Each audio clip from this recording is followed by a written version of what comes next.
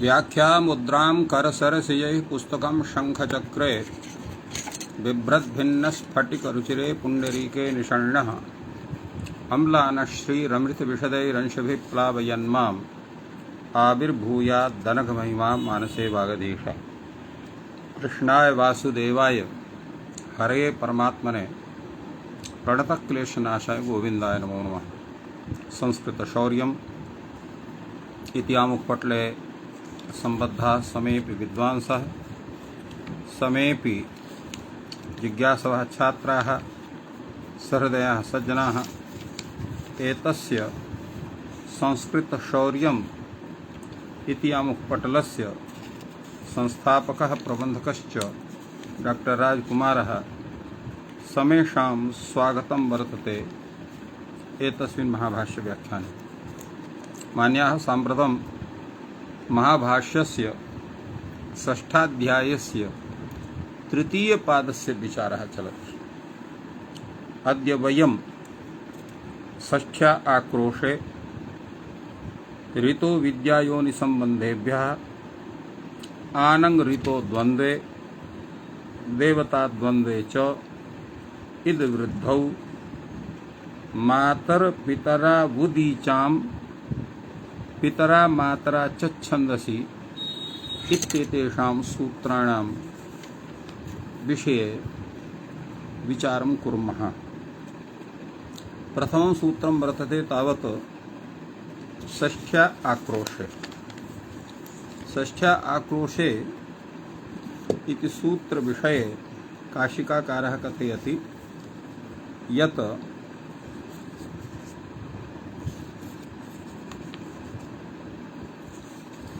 आक्रोशे गम्यमाने उत्तरपदे षष्ठ्याः अलुग् वक्तव्यः। अर्थात एवं स्वरूपम् एतस्य वर्तते। यदा आक्रोशे गम्यमाने कश्चन किमपि प्रति रुष्टः वर्तते, आक्रोशः क्रुद्धः वर्तते, स तस्मै किमपि कथयति। तथा भूते आक्रोशगमने उत्तरपदे यत् किमपि उत्तरपदे भवतु तत्र यत् पूर्वपदं तस्य या षष्ठी विभक्ति तस्याः अलुप् भवति। यथा चौरस्य कुलं वृषलस्य कुलं, चौरस्य कुलं चौरकुलं, वृषलस्य कुलं वृषलकुलम् एवं रूपेण यद्यपि समासः भवति, यदा आक्रोशे गम्यमाने सति तत्र समासस्तु भवति किन्तु षष्ठ्यः अलुप् भवति इति एवं रूपेण अग्रे अत्र प्रतिपादितम्। अग्रे तत्र कथयति आक्रोशे इति किं ब्राह्मणकुलम्, अत्र आक्रोशः नास्ति इति कृत्वा तत्र समासः भवति। षष्ठी प्रकरणे वाग्दिष्पश्यद्भ्यः युक्तिदण्डहरेषु यथा संख्यम् अलुग् वक्तव्यः। अर्थात अत्र षष्ठ्याः अलुग् प्रकरणे अत्र वाक् शब्दः, दिक् शब्दः, पश्यत् शब्दः, तो एतेभ्यः शब्देभ्यः परा या षष्ठी तस्याः अलुग् भवति। कदा युक्ति दण्ड हरेषु क्रमशः परेषु। यतोहि अत्र पूर्वपदान्यपि त्रीणि सन्ति, उत्तरपदानि अपि त्रीणि सन्ति। अतः यथा संख्यमनुदेशः समानाम् इति व्यवस्थया अत्र वाक् शब्दात् युक्ति शब्दे परे, दिक् शब्दात् दण्ड शब्दे परे, पश्यत शब्दात् हर शब्दे परे। अत्र वाक् शब्दे या षष्ठी, दिक् शब्दे या षष्ठी, पश्यत शब्दे या षष्ठी तस्याः अलुग् भवति। तेन वाचः युक्तिः इति वाचो युक्तिः, दिशः दण्डः इति दिशो दण्डः, पश्यतः हरः इति पश्यतो हरः एवं रूपेण अत्र समासः भवति। किन्तु अनेन वार्तिकेन तस्याः षष्ठ्याः अलुप् भवति। अग्रे तत्र वार्तिक ग्रंथः अत्र उल्लिखितः आमुष्यायणामुष्य पुत्रिकामुष्य कुलिकेति चालु वक्तव्यः। अर्थात अमुष्यायण शब्दात, अमुष्य शब्दात, पुत्रिका शब्दात, अमुष्य शब्दात, कुलिक शब्दात एतेभ्यः परा या षष्ठी तस्याः अलुक् भवति। यथा अत्र प्रयोगः वर्तते अमुष्य अपत्यम् इति अमुष्यायणः। अमुष्य इति शब्दः तावत् अदस् शब्दात् षष्ठैकवचने सिद्ध्यति अमुष्यति। अमुष्य अपत्यम् इति विग्रहे अत्र फक् प्रत्ययः भवति, नटादित्वात् फक् प्रत्ययः, किन्तु अत्र प्रातिपदिकत्वात् शुभलुकः न भवति। अतः अमुष्य आयन अमुष्यायन नकारसरणत्वे अमुष्यायणः इति सिद्ध्यति। अर्थात् अत्र यः अलुक् सः न केवलं समासः, वृत्ति विषये अलुक् भवति। अतः तद्धित् वृत्तौ एतस्य अलुकः प्राप्तिः अत्र भवति। एवं अमुष्यपुत्रस्य भावः आमुष्यपुत्रिका अत्र मनोज्ञत्वादित्वात् गुञ् प्रत्ययः वर्तते। अत्रापि तद्धित् वृत्तिः समासवृत्तिश्च। अतः अत्रापि षष्ठ्याः अलुक् भवति पूर्वपदस्य अमुष्य इत्यस्य, तेन अमुष्यपुत्रिका इति भवति। एवमेव आमुष्यकुलिका,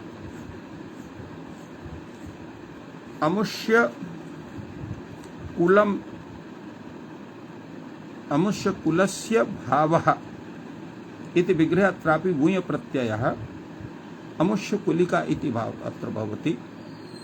अत्र तो एवं अत्र षष्ठ्याः अलुकः स्थितिः वर्तते।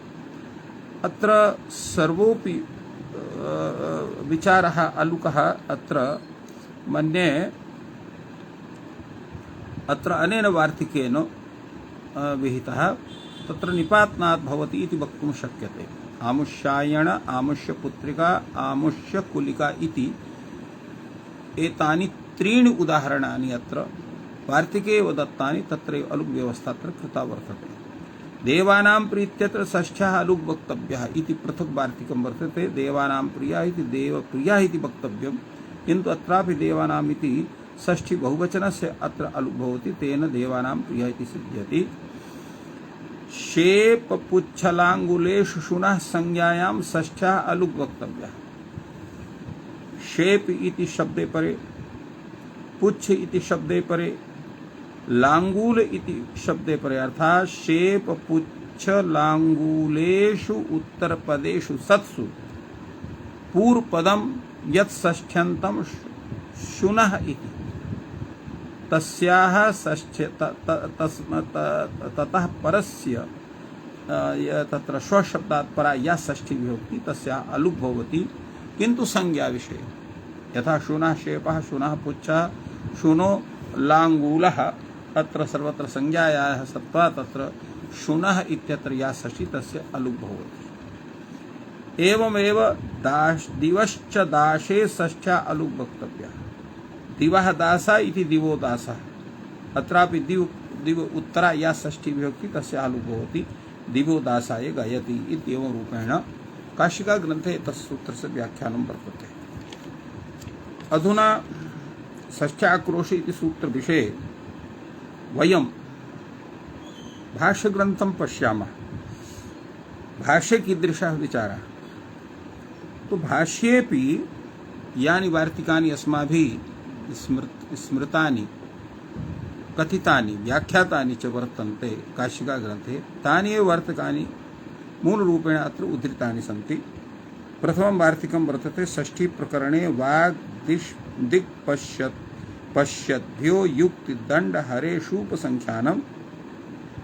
अर्थात षष्ठी प्रकरणे वाक् शब्दात् युक्ति शब्दे वाक् शब्दात् विहिता या षष्ठी ततः युक्ति इति उत्तरपदे परे दिक् शब्दात् विहिता या षष्ठी तस्याः दंड इति उत्तरपदे परे पश्यत् शब्दात् या षष्ठी तस्याः हर इति उत्तरपदे परे अलुक भवति इति उपसंख्यानं कर्तव्यं। तेन वाचो युक्तिः दिशो दण्डः पश्यतो हरः इति सिद्ध्यति।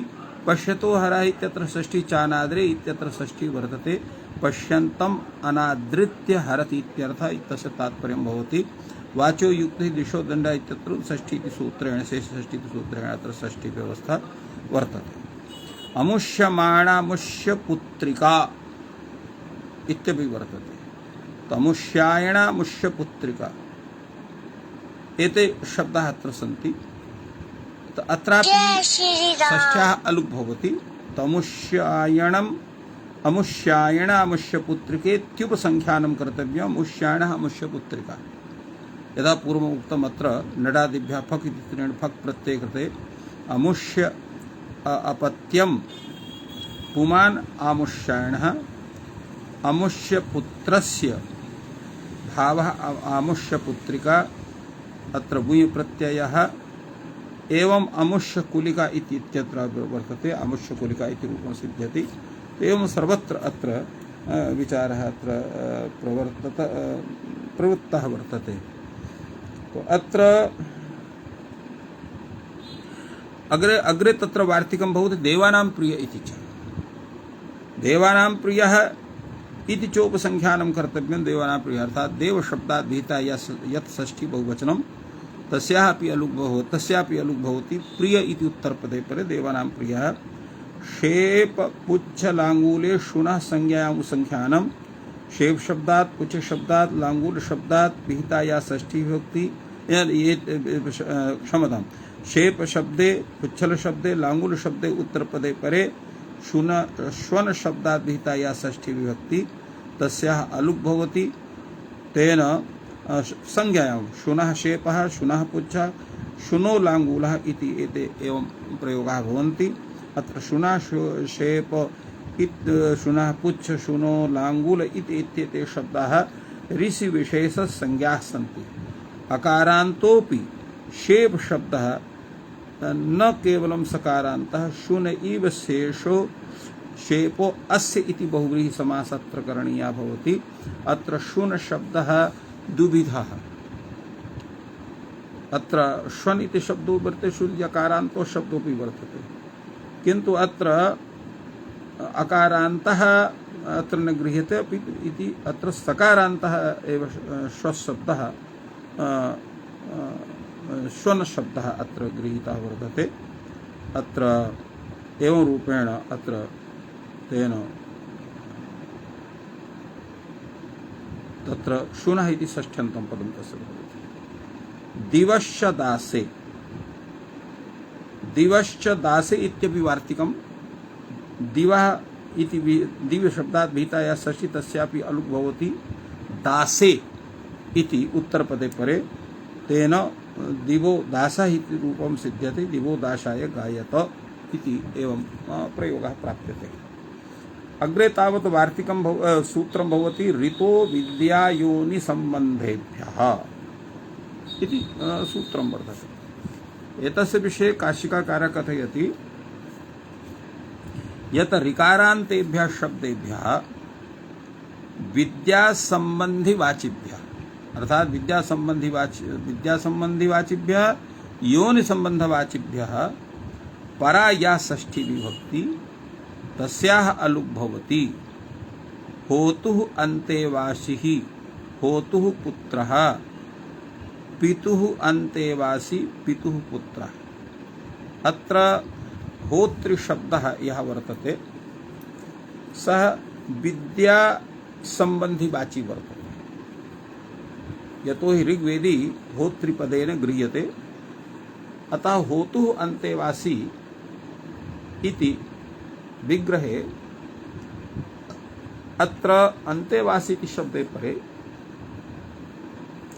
अत्र होतृशब्दः ऋकारान्तः तस्माद् विहिता या षष्ठी तस्याः लुक् भवति। एवं होतुः पुत्र अत्र होतुः अन्तेवासी इति विद्या संबंधी शब्दः वर्तते। होतुः पुत्र इति योनि संबंधः, यतो हि पुत्रः यः भवति सः योनि संबंधः भवति। एवं पितुः अन्तेवासी पितुः पुत्रः इत्यत्रापि तथैव भवति। रीति इति किम्? आचार्यपुत्रः मातुलपुत्रः आचार्यपुत्रः यद्यपि यत्र विद्यासम्बन्धी स्वरूपं वर्तते, मातुलपुत्रः यत्र योनिसम्बन्धः वर्तते, किन्तु आचार्यशब्दः मातुलशब्दः ऋकारान्तः नास्ति, अतः अत्र षष्ठ्याः अलुक् न भवति। विद्यायोनिसम्बन्धेभ्यः तत्पूर्वोत्तरपदग्रहणं।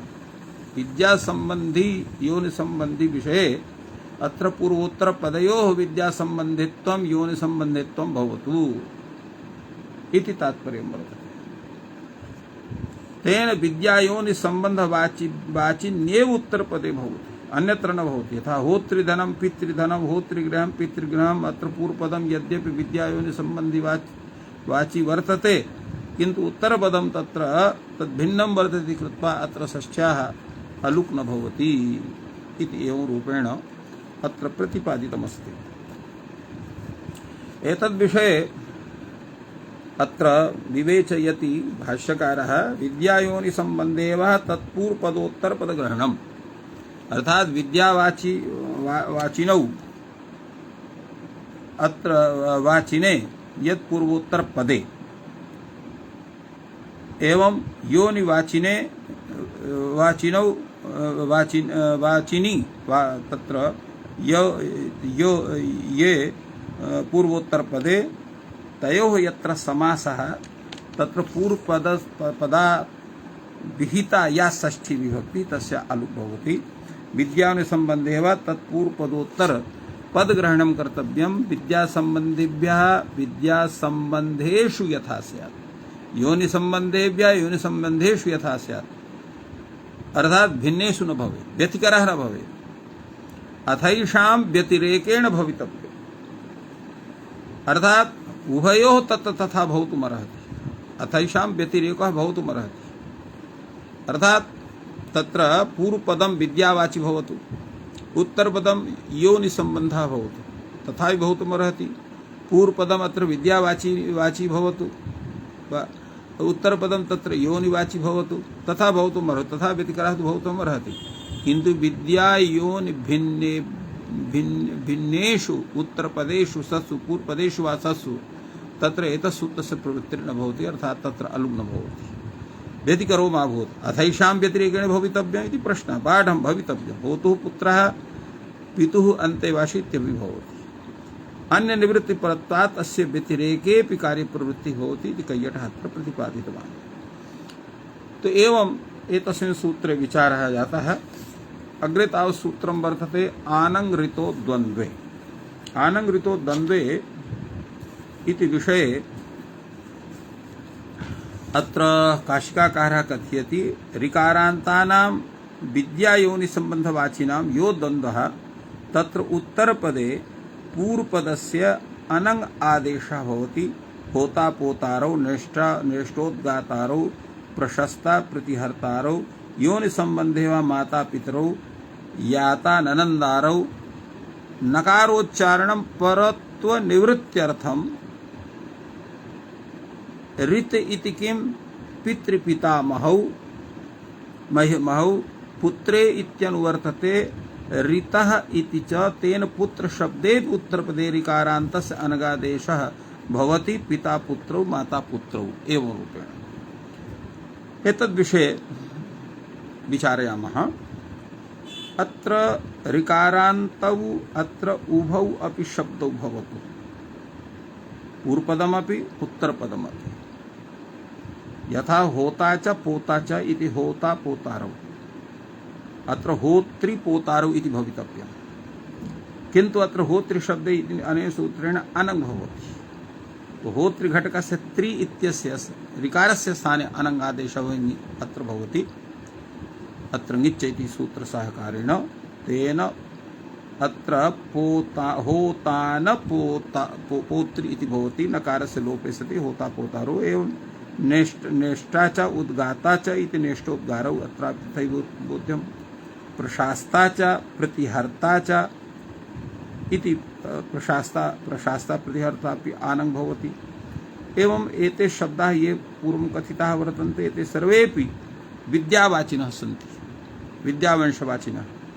योनिवंशवाचिनः ये शब्दाः तेषां विषये अत्र उच्यते माता पितरौ, माता च पिता च।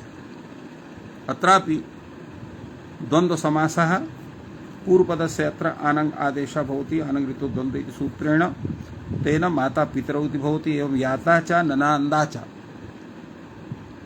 इति याता ननन्दारौ भवति। अत्र उक्तं वर्तते नकारोच्चारणं परत्वनिवृत्त्यर्थम्। तात्पर्यं किं वर्तते यत् आनङ् इत्यत्र नकारस्य का आवश्यकता है। यतो हि नकार ग्रहण अतएव क्रियते यतो हि तत्र सर्वणस्थाने च संबुद्ध इति सूत्रेण दीर्घः स्यात्, किन्तु अत्र दीर्घस्य आवश्यकता एव नास्ति। यतो हि आनङ् इत्यत्र आकारः स्वयमेव दीर्घः वर्तते, तो केवलम् आङ् इत्युच्यते तत्र उक्तं भवेत् सूत्रम्। अत्र आङ् ऋतोद्वन्द्वे इत्येव भवेत्। तत्रापि होता पोतारौ, नेष्टा होतारौ, प्रशास्ता प्रतिहर्तारौ, माता पितरौ, याता ननन्दारौ एते सर्वेपि शब्दाः सिद्धाः स्युः, न कश्चन दोषः। फलतः अत्र नकारोच्चारणं किमर्थम् इति प्रश्नः भवति। यतो हि यदा नकारः क्रियते तदा नकारस्य तत्र न लोपपरापन्निके सन् तत्र नकारस्य लोपस्य स्थितिः क्रियते, कार्यमपि चास्य न किञ्चित् उपदिश्यते, अतः अत्र नकारस्य आवश्यकता नास्ति। तदा उच्यते तत्र एवमस्ति यदा नकारस्य उच्चारणं न क्रियते तो असति नकारे उः स्थाने अण् एव शिष्यते। अर्थात अत्र किं स्यात्, केवलम् अत्र नकारः न स्यात् तर्हि अत्र ऋकारस्य स्थाने अण् एव शिष्यते, तर्हि उरणरप्रहितने रपरत्वम् अत्र स्यात्। तस्मिंश्च नयम् अण् एव शिष्यते, किं तर्हि अण् च अन्यच्च इति नास्ति रपरत्व प्रसंगः। तस्मात् रपरत्व निवृत्त्यर्थम् अत्र नकारोच्चारणम् अत्र कृतः वर्तते। नकारः अत्र ङिच् इत्यनेन अन्त्यादेशार्थः वर्तते। यत्र च निर्दिश्यमानं कारिणः विशेषणं तत् निर्माणस्य आदेशः भवन्ति इत्येतत् भवति। अत्र ऋतः इति कारिणः विशेषणम्, अतः अत्र ऋकारस्य स्थाने अत्र भवति। एवं रूपेण अत्र चिन्तितमस्ति। ऋतः इति कं पितृपितामहौ, अर्थात उभौ अपि शब्दौ ऋकारान्तौ भवतः। अत्र पितृपितामहौ इति पितामह शब्द ऋकारान्तः नास्ति, अतः अत्र न भवति। किन्तु अत्र आनङ् ऋतो द्वन्द्वे इत्यत्र पुत्र इति शब्दस्य अत्र अनुवर्तनं भवति। कस्मात् सूत्रात् पुत्र इति शब्दस्य अनुवर्तनं भवति, पुत्रेण्यतरस्याम् इति सूत्रं वर्तते, तस्मात् पुत्र इति शब्दस्य अनुवृत्तिर्भवति। अतः पुत्र इति शब्दे उत्तरपदेपि ऋकारान्तस्य अनगादेशः भवति। तेन पिता पुत्रौ माता पुत्रौ इति प्रयोगौ सिद्ध्यतः।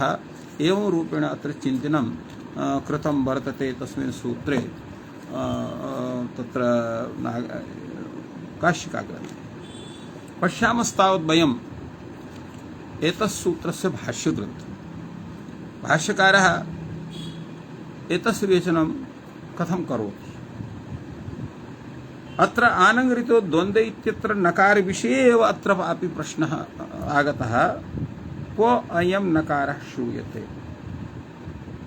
आनङ् इत्यत्र आनङ् इत्युच्यते, तर्हि आ इति श्रूयते, नकारस्तु न श्रूयते, अतः तस्य न काचन आवश्यकता।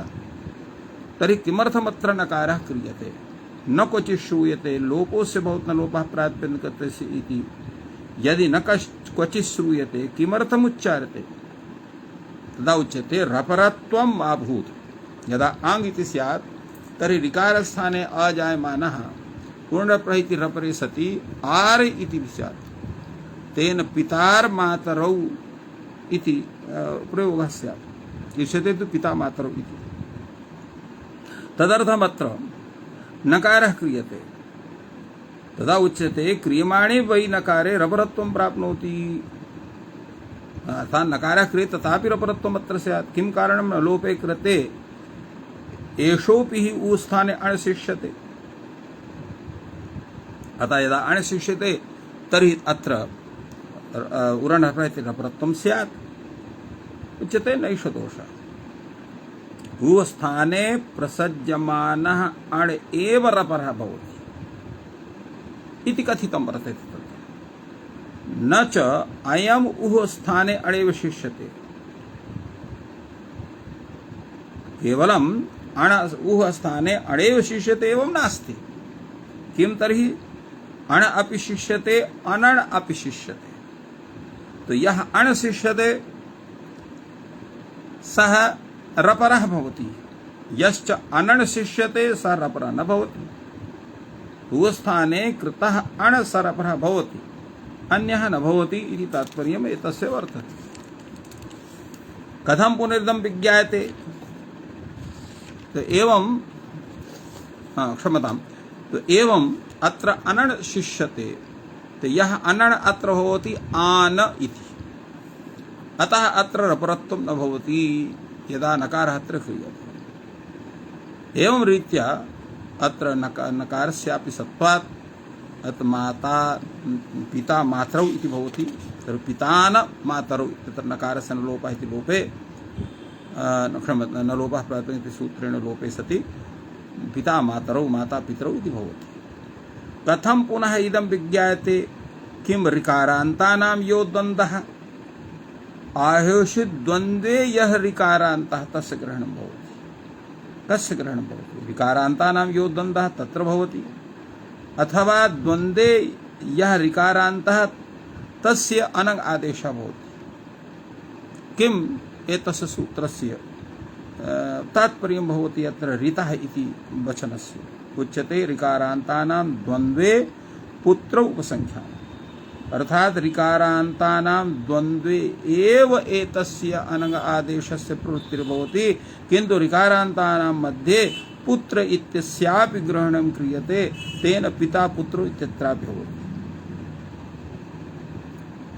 अत्र कार्यिकः यः कार्यं लभते स कार्ये कारी च अनिर्दिष्टः वर्तते तो कारी च अनिर्दिष्टः भवति तेन ऋकारान्तानां द्वन्द्वे न ज्ञायते कस्य अनगा भवितव्यं कस्य न भवितव्यम् इति प्रश्नः भवति पूर्वस्य भवतु परस्य वा भवतु इति कथनं तु नास्ति आनङ् ऋतो द्वन्द्वे तत्र ऋतः आनङ् भवति इति तो ऋकारान्तानां द्वन्द्वे अत्र कारी निर्दिष्टः नास्ति कस्य अनगः स्यात् इति प्रश्नः जागर्ति तदा उच्यते अस्तु तर्हि द्वन्द्वे ऋकारान्तस्य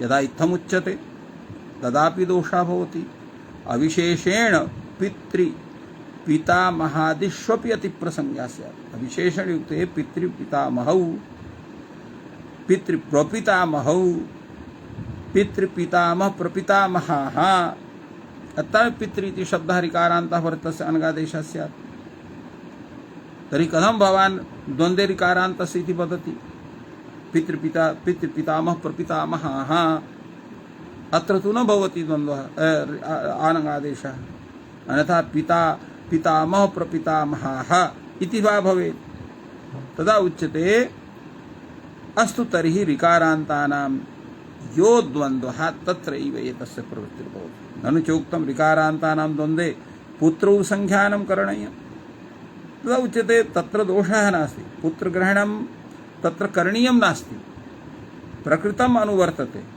क्व प्रकृतम् अनुवर्तते पुत्रेण तरस्यामिति सूत्रात् तत्र अनुवर्तते यदि अनुवर्तते विभाषा स्वश्रीपत्योः पुत्रे च एतेषां समेषामपि अत्र प्राप्ति स्यात् अथवा पुत्रे इति विभाषा स्यात् तदा उच्यते अयं दोषः नास्ति कथमिति संबंधम अनुवर्तिष्यते। संबंधम अनुवर्तिष्यते इति नाम षष्ठ्या आक्रोशे पुत्रेन्नतरस्याम षष्ठ्याक्रोशे ऋतो विद्यायोनि संबंधेभ्यः पुत्रेन्यतरस्याम षष्ठ्याक्रोशे विभाषा स्वश्रीपत्योः पुत्रेन्नतरस्याम षष्ठ्याक्रोशे आनंगृतो द्वन्द्वे एवं स्थिति वर्तते। अर्थात पूर्व प्रथम सूत्रम वर्तते षष्ठ्याक्रोशे, अनन्तरं पुत्रेन्नतरस्याम वर्तते, तथैव षष्ठ्याक्रोशे ऋतो विद्यायोनि संबंधेभ्यः इति इत्यस्य रूपं सिद्ध्यति। पुनः पुत्रेन्नतरस्यां षष्ठ्याक्रोशे विभाषा स्वश्रीपत्योः इति पुत्रेन्नतरं षष्ठ्याक्रोशे आनंगृतो द्वन्द्वे। तो अनया रीत्या पुत्रेन्नतरस्यां षष्ठ्याक्रोशे आनंगृतो द्वन्द्वे इत्यत्र पुत्रेन्नतरस्याम् इत्यस्मात् सूत्रात् तत्र पुत्र शब्दस्य अनुवृत्तिर्भवति आनंगृतो तत्र ऋतो विद्यायोनि संबंधेभ्यः इत्यत्रापि भवति, अथ च आनंगृतो द्वन्द्वे इत्यत्रापि भवति। तो पुत्र ग्रहणम् अत्र अनुवर्तते इति तात्पर्यं वर्तते। अत्र एतद्विषये अत्र कैयटः कथयति आक्रोशग्रहणेन सम्बन्धात् सम्बन्ध्यन्तरेण पुत्रशब्दः न सम्बध्यते तन्निवृत्तौ तु सम्बध्यते इत्यर्थः। यदा आक्रोशस्य निवृत्तिर्भवति तदा सम्बध्यते इत्यस्य तात्पर्यं वर्तते।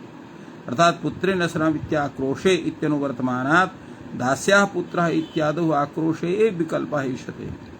विभाषा स्वश्रीपत्यो इत्यत्र अनुवृत्तौ तु आक्रोशेऽपि भ्रातुः पुत्रादौ विकल्पेन अलुक् प्राप्नोति, किन्तु ऋकारान्त पूर्वपदे पुत्रोत्तरपदे आक्रोशेऽपि पुत्र प्रतिषेधेन विकल्प एव इष्यते। संबंधानुवृत्ति परभाष्य प्रामाण्यात् एतेन परत्वात् तत्र विषये ऋतो विद्यायोनि इत्येव प्राप्नोति इति कथनं कस्यचित् तत्र दूरीक्रियते।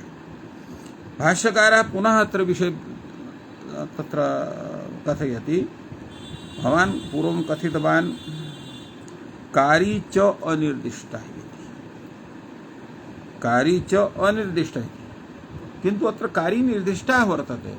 कथं कारी निर्दिष्टः वर्तते? उत्तरपदे इति वर्तते। उत्तरपदे इति अरे उत्तरपदे परे पूर्वपदस्य अनगादेशः भवति इत्युच्यते। कथं? ङिच्चायं क्रियते, यतो हि आनंग ऋतो द्वन्द्वे इत्र आनंग भवति, स च ङित् भवति। ङित् कुत्र भवति? अन्त्यस्य भवति। तो सः अंतरेणापि कार्यनिर्देशं ऋकारान्तस्यैव भविष्यति। यद्यपि कार्यनिर्देशः साक्षात् नैव वर्तते, किन्तु उत्तरपदे इत्यस्य अनुवृत्तिर्भवति। तो उत्तरपदे परे पूर्वपदस्य ऋदन्तस्य आनंग इति आदेशः भवति इति एतस्य तात्पर्यम् आयाति अनया रीत्या। अत्र उत्तरपदे इति वर्तते इत्युक्तं वर्तते। अतः यावत् उत्तरपदं न स्यात् तावत् पूर्वपदस्य अते अनुवृत्तिर्न भवितुमर्हति। अतः अत्र उत्तरपदस्य अनुवृत्ति अत्र भवत्येव इत्यङ्गीक्रियते। अत्र विषये एवं तत्र विचारः प्रवर्तते यत् अत्र उत्तरपदे इत्यस्य अनुवृत्ति कस्मात् सूत्रात् भवति।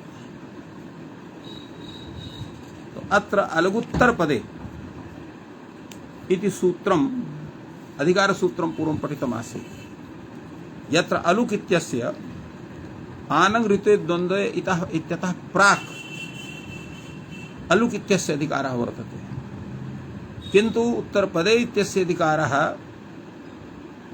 अत्र पादपर्यन्तं वर्तते। अतः उत्तरपदे इत्यस्य अधिकारस्य अत्र सत्वात् उत्तरपदे परे यत् पूर्वपदं ऋकारान्तं, किन्तु उत्तरपदम् अब कथं भवेत्? ऋकारान्तमेव उत्तरपदं स्यात्। तो ऋकारान्ते उत्तरपदे परे ऋकारान्तं यत् पूर्वपदं तस्य अनङ् इति आदेशः भवति इत्येवं सिद्ध्यति। तो एवं अंतरेणापि कार्य निर्देशम ऋकारान्तस्य भविष्यति इति भाष्यकारः कथितवान्। पुत्रे तर्हि कार्य अनिर्दिष्टा पुत्रे कथं कार्य तत्र स्यात् तत्र उच्यते पुत्रे च कार्य निर्दिष्टा कथं ऋकार ग्रहणम प्रकृतम अनुवर्तते वप्रकृतम ऋतो विद्या योनि संबंधेभ्य इति ऋतः इत्यस्यापि अनुवृत्तिर्भवति तद्वै पंचमी निर्दिष्टम् तत्र उच्यते भवतु नाम अनुवर्तेत किन्तु ऋतः इत्यत्र पंचमी निर्देशः वर्तते अत्र षष्ठी निर्देशस्य आवश्यकता वर्तते तदा उच्यते तद्वै पंचमी निर्दिष्टं षष्ठी निर्दिष्टेन च अर्थः तद्र उच्यते पुत्रे इति सप्तमी पुत्रेण त्रसंख्य पुत्र इति सप्तमी तो सा सप्तमी अत्र ऋतः इति पंचम्याः षष्ठीं प्रकल्पयिष्यति एवमेव नास्ति पंचमी सप्तमीं षष्ठीं प्रकल्पयति एवं भवति तत्र सप्तमी अपि पंचमीं षष्ठीं प्रकल्पयति यथा अत्र उच्यते तो पुत्र इत्येषा सप्तमी ऋत इति पंचम्याः षष्ठीं प्रकल्पयिष्यति तस्मिन् दृष्टे पूर्वस्य अतः अत्र षष्ठ्यन्तं ऋतः भवति अतः ऋतः ऋदान्तस्य पूर्वपदस्य अत्र अनङ् भवति आनङ् भवति इति रूपेण समाधानं भगवान् भाष्यकारः अत्र कृतवान्। अग्रे तावत् सूत्रं वर्तते देवताद्वन्द्वे च इति सूत्रविषये अत्र उक्तमस्ति देवतावाचिनां यो द्वन्द्वः तत्र उत्तरपदे पूर्वपदस्य आनङ् आदेशः भवति इन्द्रावरुणो इन्द्रा सोमौ इन्द्रा बृहस्पति अत्र आन देवताद्वन्द्वे सूत्रेण आनङ् आदेशः भवति तेन एते प्रयोगाः भवन्ति। द्वन्द्वे इति वर्तमाने पुनः द्वन्द्वग्रहणं प्रसिद्ध साहचर्यार्थं वर्तते अर्थात् प्रसिद्धस्य भवति अत्यन्त सहचरिते लोक विज्ञाते द्वन्द्वम् इत्यनेन निपात्यते तत्र ये लोके प्रसिद्ध साहचर्याः वेदे च ये सहवाप निर्दिष्टा तेषाम् एव इह ग्रहणं भवति तेन ब्रह्म प्रजापति शिव वैश्रवणौ अत्र न भवति। उभयत्र वायोः प्रतिषेधः वक्तव्यः अर्थात् वायुग्रहणं यत्र वर्तते पूर्वपदे वा भवतु उत्तरपदे वा भवतु तत्र एतत् सूत्रं न पठति अर्थात् देवताद्वन्द्वे च इति सूत्रेण तत्र आनङ्गादेशः न भवति इति अत्र कथितम्। अत्र भाष्ये तावत् उच्यते देवताद्वन्द्व उभयत्र वायोः प्रतिषेधः देवताद्वन्द्व विषये पूर्वपदत्वेनापि उत्तरपदत्वेनापि वायुग्रहणं यत्र भवति तत्र आनङ्गादेशः न भवति। देवताद्वन्द्वे उभयत्र वायोः प्रतिषेधः वक्तव्यः अग्निवायु वायुवग्नि तत्र कुत्रापि न भवति। ब्रह्म प्रजापत्यादीनां च एवं ब्रह्म प्रजापत्यादि शब्दानामपि तत्र आनङ्गादेशः न भवति तेन ब्रह्म प्रजापति शिव वैश्रवणौ स्कंद विशाखौ अत्र न भवति। प्रश्नः भवति स तर्हि वक्तव्यः अर्थात् एते देवताद्वन्द्व उभयत्र वायुप्रतिषेधः अथ च ब्रह्म प्रजापत्यादीनां च एतानि वार्तिकानि अत्र स्वीकर्तव्यानि वा स्युः पृथक्तया वचनरूपेण तदा उच्यते स न वक्तव्यः स तर्हि न वक्तव्यः। कथं द्वन्द्व इह वर्तमाने पुनर्द्वन्द्वग्रहणस्य एतत् प्रयोजनं लोकवेदयोः वः द्वन्द्वः लोकवेदयोः यः द्वन्द्वः प्रसिद्धः तस्यैव अत्र ग्रहणं भवति अन्यस्य न भवति। कस्य लोकवेदयोः द्वन्द्वः वेदे ये सह निर्वाप निर्दिष्टाः वेदे ये सहवाप निर्दिष्टाः अर्थात् समान रूपेण ये निर्दिष्टाः सन्ति तद्रूपेण द्वन्द्वरूपेण तेषां तथा निर्वापः हविषां भवति तेषां यत्र ग्रहणं भवति। यथा अत्र विचार्यते वेदे तावत् तो वेदते यथा तत्र इन्द्रावरुणाभ्यां ज्योष्टं निर्वपामि एवं रूपेण तथा एवं निर्दिष्टं वर्तते तथैव तेषां ग्रहणं भवति अन्येषां न ग्रहणं भवति इत्थं प्रतिपादितम्।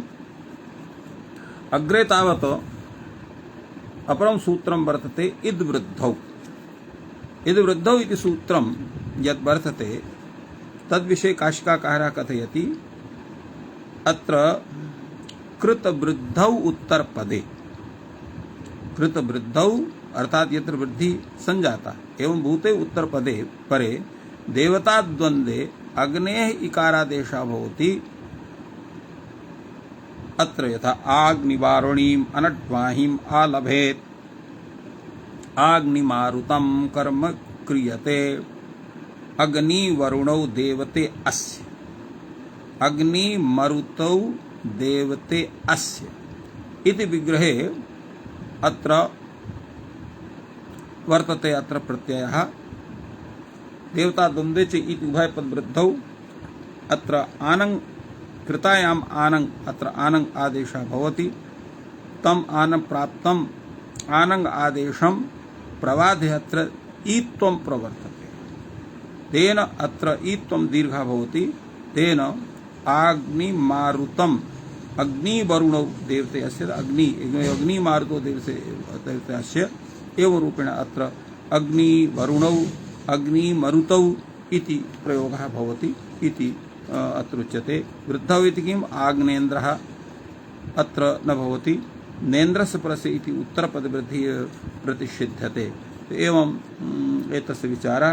इद वृद्धौ विष्णोः प्रतिषेधो वक्तव्यः। इद वृद्धि विषये अत्र विष्णोः प्रतिषेधः वक्तव्यः। आग्नावैषमं चरुं निर्वपेत् अत्र न भवति। तेन अत्र आग्नावरुण अत्र आनङ् अग्निशब्दे आनङ् कृते आग्नावैषमं च निर्वेत् इति भवति। तो एवं एतत्सूत्रस्य विषये विचारः। काशिका ग्रन्थे केवलम् एतदेव उक्तम् इद वृद्धौ विष्णोः प्रतिषेधः। इद वृद्धौ विष्णोः प्रतिषेधः भवति। तेन आग्नावैषमं चरुं निर्वपेत् अत्र ईत् न भवति। फलतः अत्र आनङ् आदेशे कृते देवतादन्ते च इति सूत्रेण अत्र आग्नावैषमो इति रूपं जायते।